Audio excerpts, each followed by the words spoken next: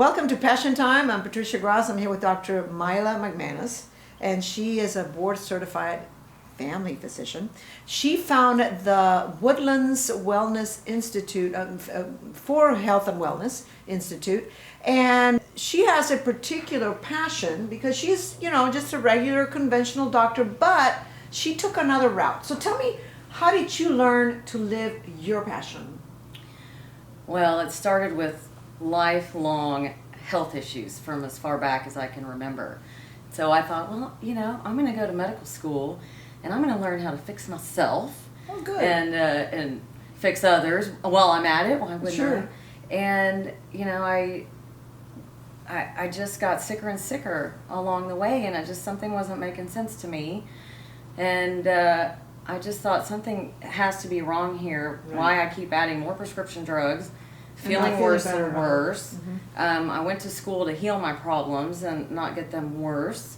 And so I saw the same problems day in and day out with my patients. And so I discovered this whole field of wellness or holistic medicine that just was life-changing for me. And it made so much sense to me. And it's everything we don't learn in medical school. Exactly. Everything you don't learn in medical school. Mm-hmm. Now, let's talk about a subject that we're both passionate about, and that is adrenal fatigue.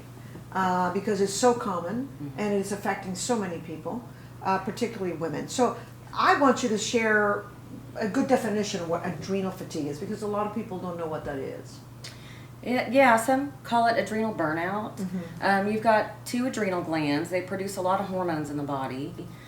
They react to stress, and there's a lot of reasons why your adrenals can get stressed out. So things that are burdens on your adrenal glands include, skipping meals, sleep deprivation, food sensitivities, nutritional deficiencies, toxic burden in the body. And when I say stress, that could be a physical stress like chronic Right. pain, or emotional stress, which pretty much all of us have, and we don't manage that stress all Exactly. the same way. Yeah.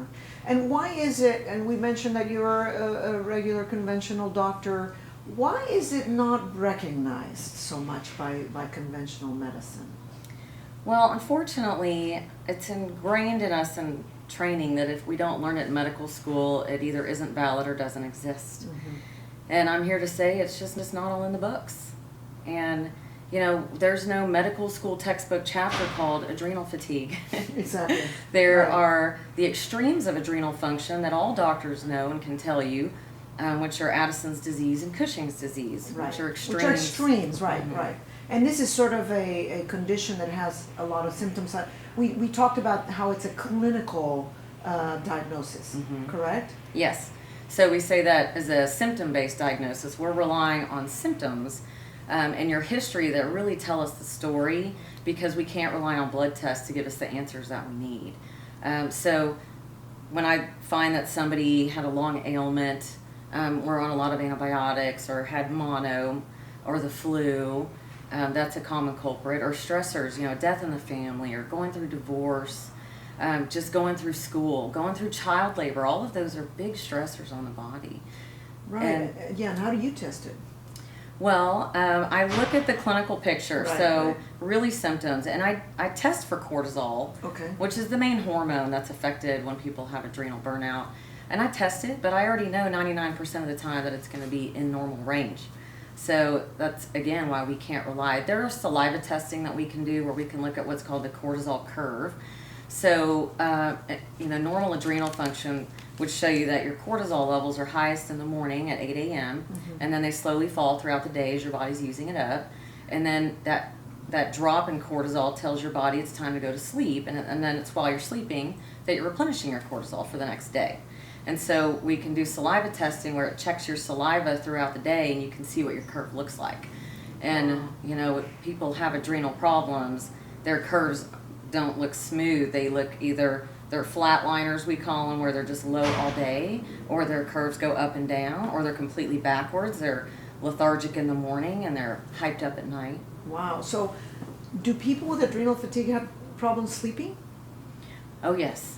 Okay.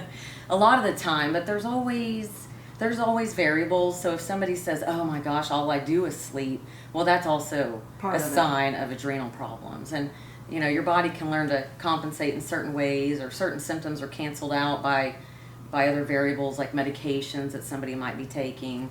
So you have to look at everything. Yes, look at everything. That's right. And when you have somebody who can't actually sleep well, or they do sleep well, but they get up and they're tired, what's going on? Why are they, like, they're sleeping but they're getting up tired and they're tired all day? That's a loaded question, but adrenal Yeah, I mean, you problem can't diagnose is it. Yeah, I know that. But adrenal issues are really up there in my list of, geez, what could this be if somebody's tired all day? You know, they might need a sleep study to determine they've got sleep apnea, and there's no way to know that without doing a test. You don't think up to yourself, oh, I think I have sleep apnea, because you don't know until you test for that.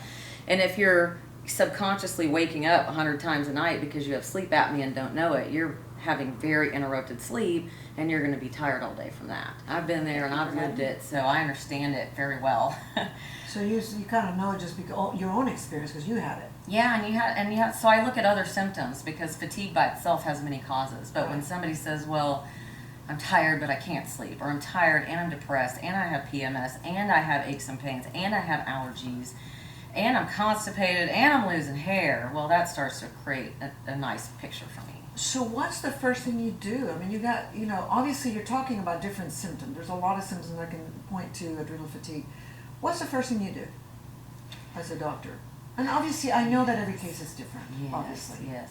In terms of treating the adrenal Right, problem? how do you start? Yeah. Well, educating the patient Okay. is number one. Okay. I need a patient to understand what adrenal fatigue is, how they got there, and what it takes to get out of it, so we educate.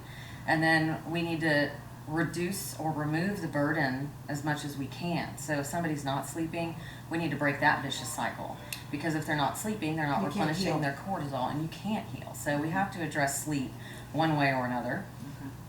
We have to address stressors. I can't take your stressors away. Can't take my stressors away. Right. So we have to learn how to manage those stressors. Whether for someone it's yoga, another person it's deep breathing exercises, another person it might be just locking themselves in a closet for 5 minutes a day to be left alone. Right. Yes, yeah, I know about that. And then nutrition is critical to healing. So there's a lot of nutrition counseling in my practice, and teaching people how to eat real food. We need to remove the toxins and the chemicals from the diet, and that's a huge burden. And that has to do with processed foods, right? You take it out. You say, hey, if you want to get better, you can't eat processed foods, right? Mm-hmm. Yeah. Now, tell me, how quickly can someone heal from this?